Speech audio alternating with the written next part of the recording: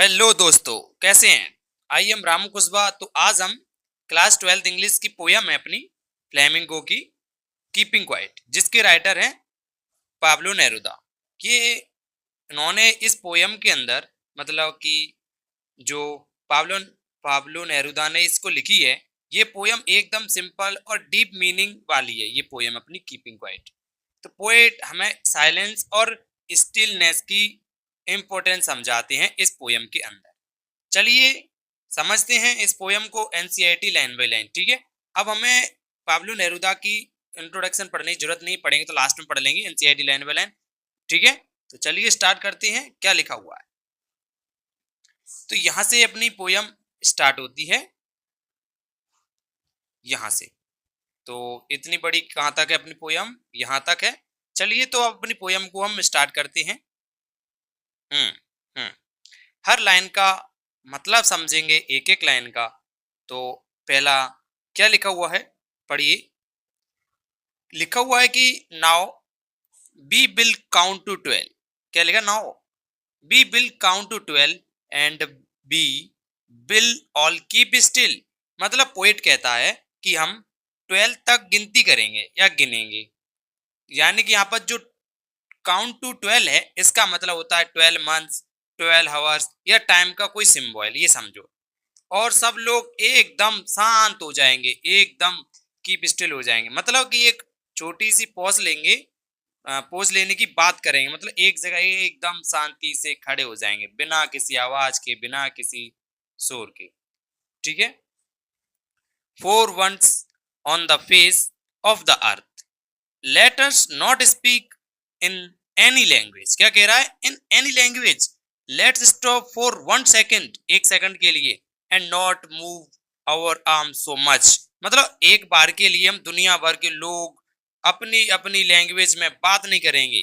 क्या? स्पीक यानी no language, अपनी अपनी लैंग्वेज में ना बात करेंगे, सब एकदम साइलेंस हो जाएंगे। Let us stop a 1 second for 1 second. मतलब लैंग्वेज या रिलीजन या कल्चर के डिफरेंस को भूलकर एक ग्लोबल यूनिट फील करेंगे। हम ज्यादा मूवमेंट, एक्शन, फाइटिंग ना करें, बस साइलेंस या स्टिलनेस हो कुछ देर के लिए। ठीक है। It would be an exotic movement. ये अपने लिए एक exotic movement, without rush, without engines.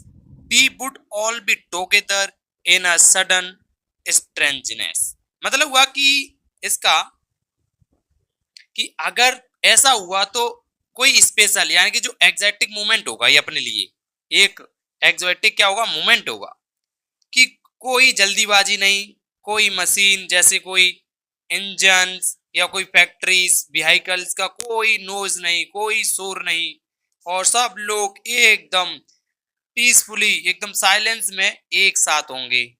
ये थोड़ा स्ट्रेंज लगेगा क्योंकि हम कभी ऐसा नहीं करते, ऐसा कभी हम नहीं करते।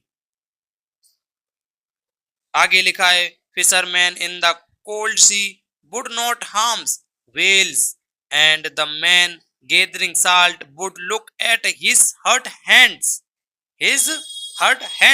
मतलब है कि इसका कि जो साइलेंस और पीस में लोग अपनी गलतियां समझेंगे। इस स्टैंजा का मतलब कह रहा है कि जो लोग हैं अपनी साइलेंस और पीस में लोग अपनी अपनी गलतियां समझेंगे। फिशरमैन भी एनवायरनमेंट को हार्म नहीं करेंगे या करना बंद कर देंगे, कोई भी वेल्स मछली को नुकसान नहीं पहुंचाएंगे, हार्म नहीं पहुंचाएंगे।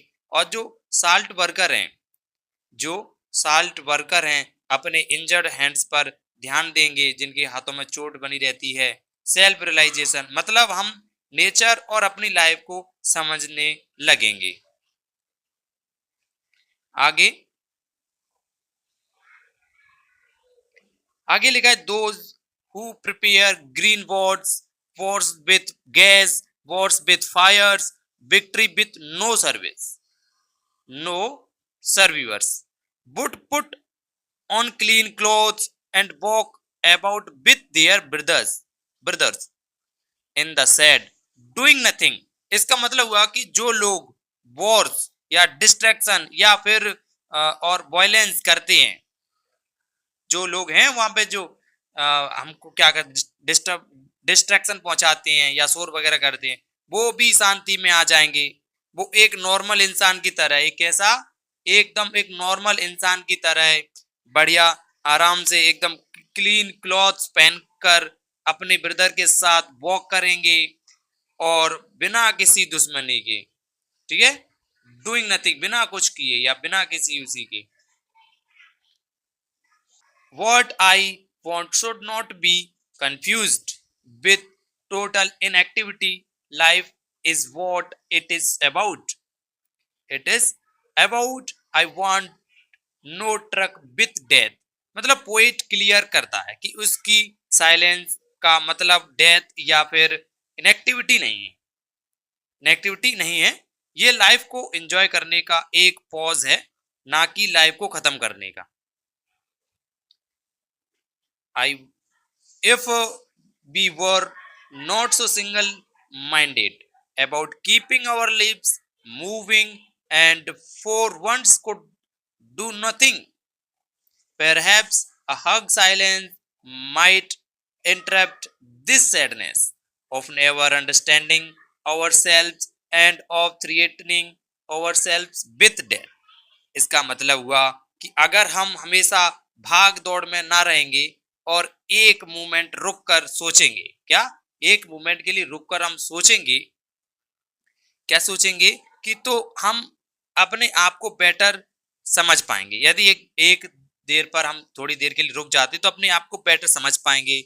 ये साइलेंस हमें अपने इनर सैडनेस और डिस्ट्रैक्शन जो वॉर्स है, पॉपुलेशन है या सेल्फ हार्म है, सबसे बच पाएंगे या फिर बचाएंगे ये। तो फिर आगे लिखा हुआ है, perhaps the earth can teach us as when everything seems dead and later proves to be alive. Not I will count up to 12 and you keep quiet and I go and I go. आप 12 तक गिनो, आप counting करो, मैं चली जाऊंगा। तो poet कहता है कि अर्थ हमें सिखाता है कि जब विंटर में सब डेड लगता है तब स्प्रिंग में सब वापस अलाइव हो जाते हैं। वैसे ही साइलेंस में भी न्यू बिगिनिंग पॉसिबल है। फिर फाइनली पोइट कहता है कि now I will count up to 12 and you keep quiet and I will go. Finally poet कहता है कि मैं 12 तक गिनूंगा, तुम सब शांत रहो, फिर मैं चला जाऊंगा। तो पोयम का मेन मैसेज ये था कि थोड़ा साइलेंस और स्टिलनेस जरूरी है, इसे हम अपने आप को और नेचर को समझ पाएंगे। लैंग्वेज, वॉर, हेट सब भूलकर एक दूसरे के साथ पीसफुल रहना चाहिए। ये साइलेंस डेथ है, बल्कि लाइफ को डीपली समझने का एक पॉज है। तो दोस्तों इस पोयम का मेन मैसेज यही है कि थोड़ा साइलेंस और स्टिलनेस हमारे लाइफ के लिए जरूरी है। इसे हम नेचर को, अपने आप को और लाइफ को बेटर समझ पाते हैं। साइलेंस डेथ नहीं बल्कि एक न्यू स्टार्ट। तो दोस्तों कैसी लगी आपको ये वीडियो, एक्सप्लेनेशन कैसा लगा मेरा, कमेंट में बताना है, ठीक है। तो चलिए अब हम मिलते हैं नेक्स्ट वीडियो में। नेक्स्ट पोयम पढ़ेंगे, कौन सी पोयम पढ़ेंगे इसके बाद, कौन सी है, कमेंट में लिख के जाना सभी को, नेक्स्ट पोयम जो है उसको, ठीक है। चलिए मिलते हैं नेक्स्ट वीडियो में।